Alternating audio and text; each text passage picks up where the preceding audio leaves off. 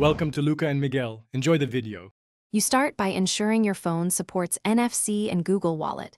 Make sure Bluetooth or network is available for verification. Open Google Wallet and tap the Add button, then choose Payment Card. Capture the card with your camera or type numbers manually. Once done, follow the bank's verification prompts, SMS code, or app approval, and make that card your default if you prefer faster checkout. This early step prevents declined payments and saves you time at the terminal. You should next secure the wallet by enabling a strong screen lock and turning on App Lock inside Wallet settings. This protects payments if the phone is lost. Add loyalty cards, transit passes, and tickets so they appear at the right time. Google Wallet surfaces relevant passes automatically.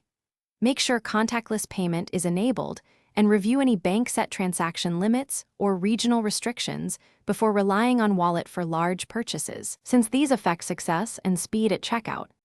To pay, wake your phone, unlock if required, then tap back of the device to the terminal until you feel a vibration or see a green check. If a payment fails, try toggling NFC, switch to another card and wallet, or use offline payment if available. Once done, retry the tap. If declines persist, clear Google Wallet cache, remove and re-add the card, or contact the bank for holds and limits. For confidence, test with a small $1 purchase first so you know it works. Thanks for watching and please subscribe. It's the best investment you'll ever make.